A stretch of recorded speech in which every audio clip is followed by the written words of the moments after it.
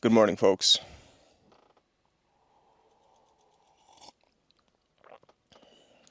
That's good coffee.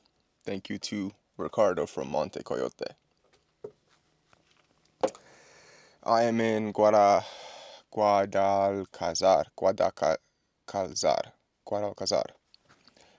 something like that.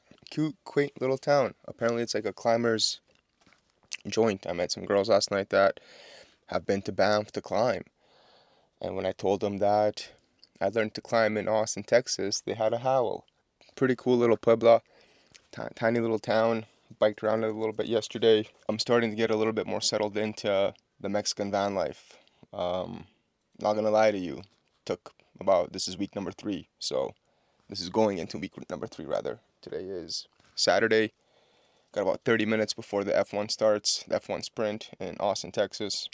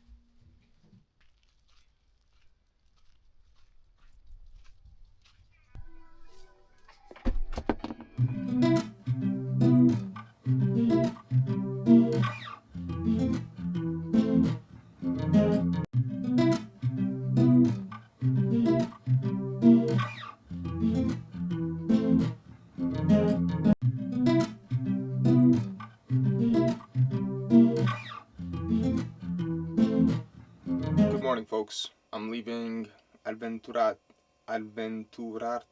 Campestre. A little campground here I found on Overlander, which has been actually really nice. Pretty quiet. There's like some barking dogs, but there's not much you can do about that. Yeah, we got about an hour and a half drive to go get some gas and then continue on into Huasteca Potosina, which is a little area with a bunch of waterfalls. Hopefully we make it there safe and we'll go from there. So come along for the ride.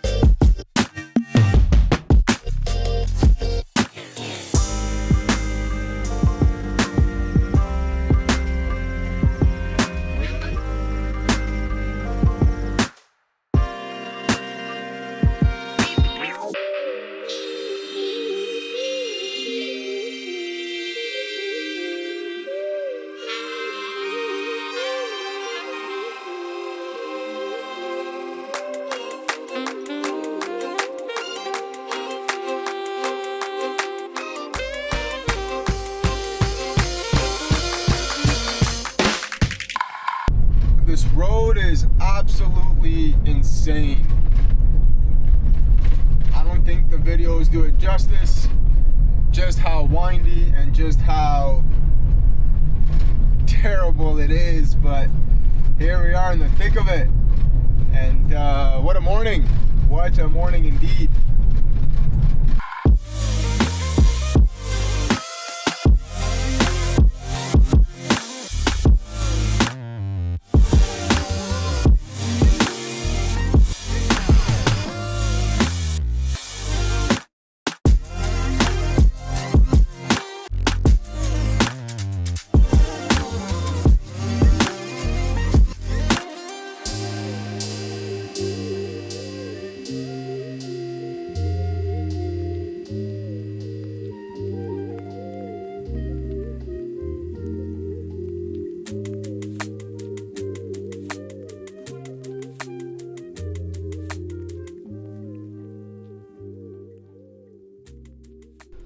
We made it to El Salto. This is one of the waterfalls. I was gonna call it a cascada. ¿Qué pasa? Look at this little guy.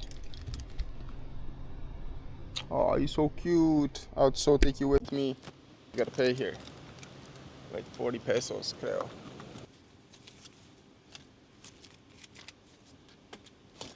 Okay, now we go. Buenos días. ¿Cómo estás?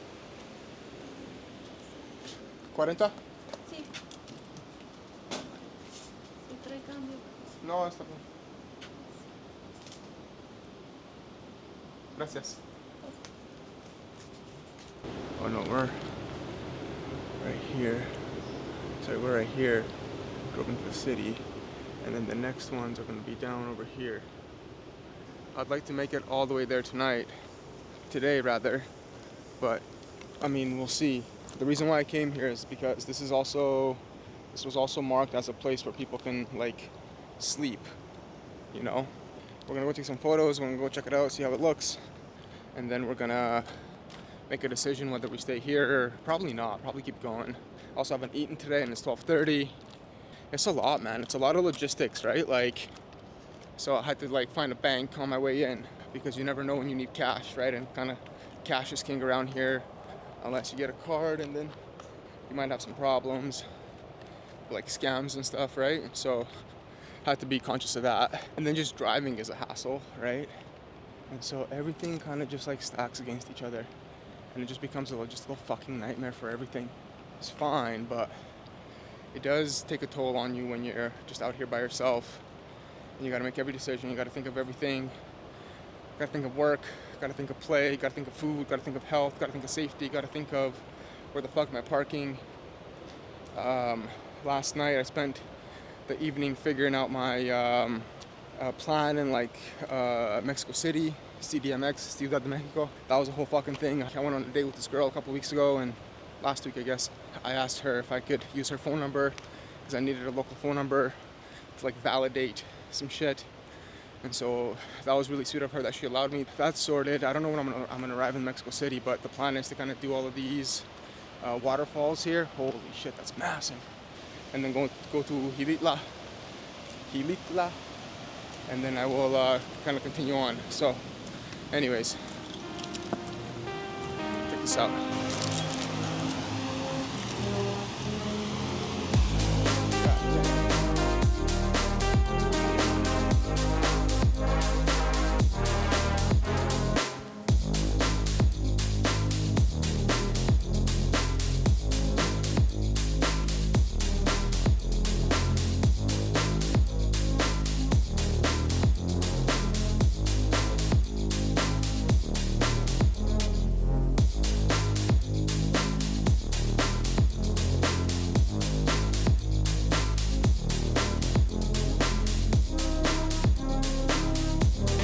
¿Puedo tomar una foto con mi teléfono? Claro.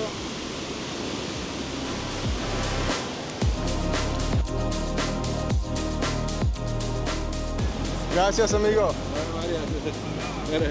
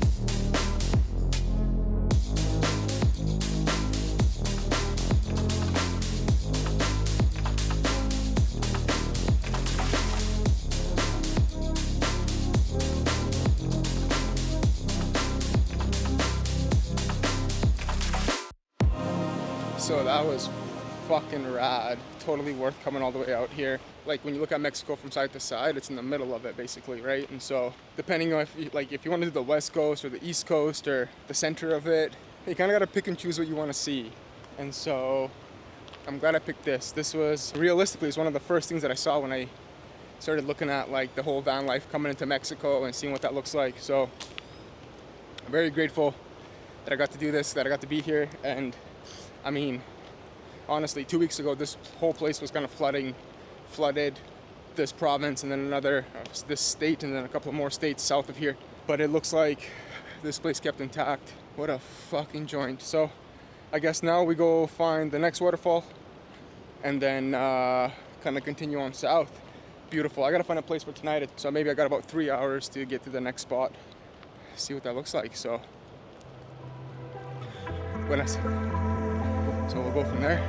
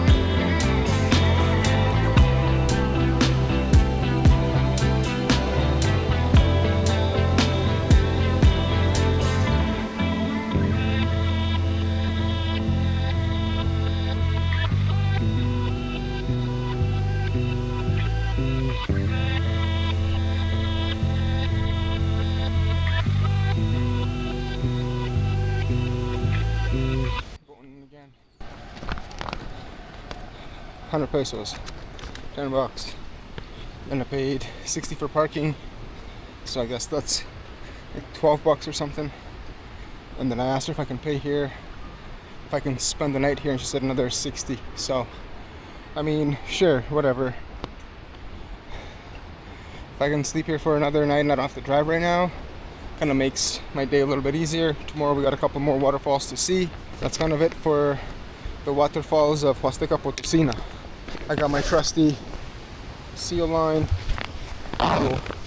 waterproof pack that I ended up picking up in the Arctic, of all places, when I was up in the Arctic. I use it to insulate my batteries with some of those hand warmers. Chucked a couple of those in there, took the batteries in there, and it ended up actually working pretty well. So, fun fact, if you need to insulate batteries, you could do it with hand warmers and a waterproof bag. Mucho calor. And these fucking steps with this cobblestone is a accident waiting to happen for your amigo here. I think I might get yelled at for not having a life vest, but